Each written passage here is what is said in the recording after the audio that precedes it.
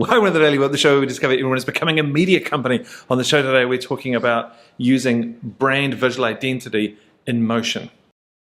Back in the day, when I lived in London and I was doing motion graphics at a studio called Intro in Farringdon, we would do a lot of taking a visual identity of, say, a brand or a band or something else and reconstitute it with motion graphics into a moving piece. So we would take the mood of the brand, visual identity of the brand, the mood of the brand, which is the feeling of what it is, you know, bands have brands, and then make it move.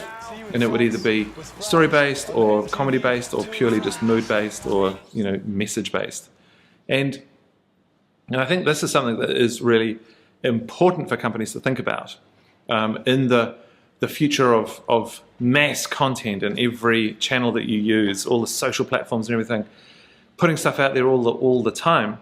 A really interesting way to make lots of content is to do motion graphics.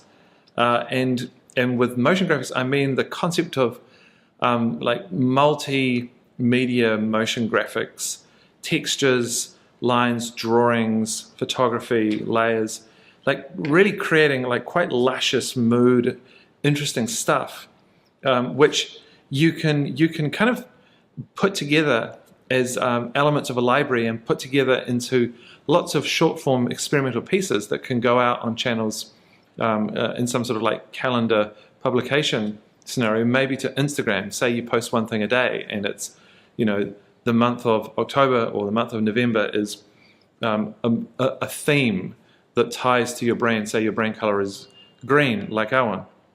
And then you might go, we're going to use leaves because it's, you know, it's coming into spring. It is in New Zealand anyway. And so the idea of rebirth and coming out of the ground and the snow is over, all that jazz. And you get all these elements together that are attached to your brand identity so that visually it's a cue to your company.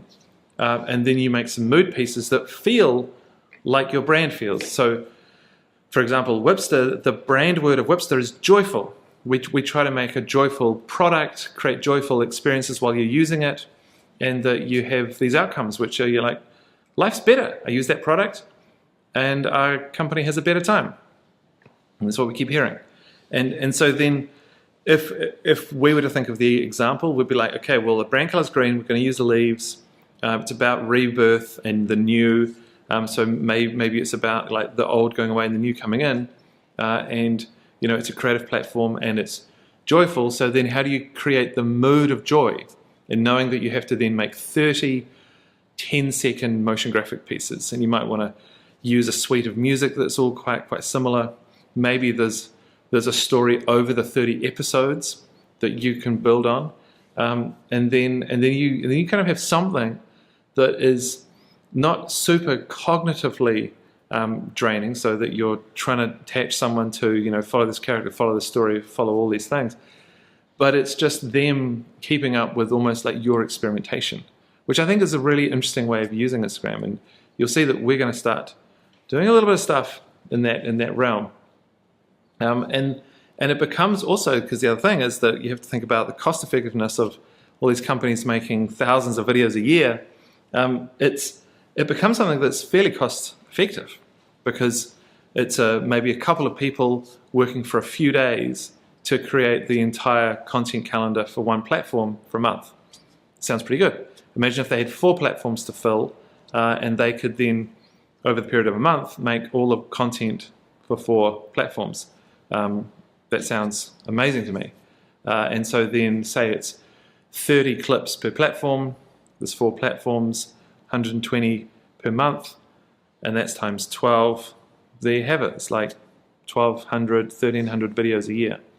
And that's where it's going. So, you know, these are the types of things that brands and also video production companies and agencies who work for brands should be thinking about, is like mass content calendar schedules.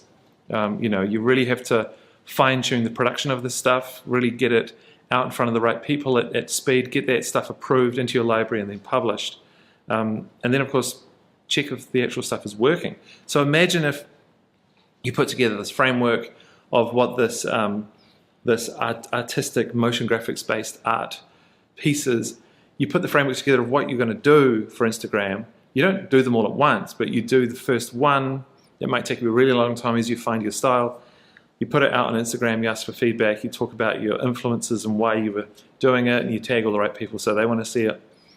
Feedback comes back in, you iterate a little bit, you just correct the ship a tiny bit, and then you go again, and then you go again. So maybe within 30 days, you've actually got somewhere. So you're essentially pulling on a thread of a concept, and by the end of it, you have the gold.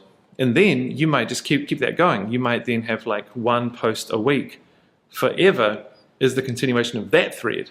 And then the next month, so then November comes around, and then you've got your next thread that you want to jump on. Maybe it's boats. You know, you're like, okay, well, it's coming into summer now. We're going to use the color blue and white, and it's the idea of sails and the sky and the blue ocean. And you start experimenting with that stuff, and then on it goes, and you finally discover what it means to you. But yeah, a really cost-effective way of getting tons of content in front of people. But I would urge people, and this is what I was saying in the video yesterday, I would just urge people to remember to keep the humanity alive. So if it's always artwork-based, photography, ripped up stuff, drawings, it hasn't got that human element. And I do worry about companies just not hiding behind that, but just not doing the slightly more difficult stuff of being available for their audience. So that's all I have to say. Motion graphics. See you later.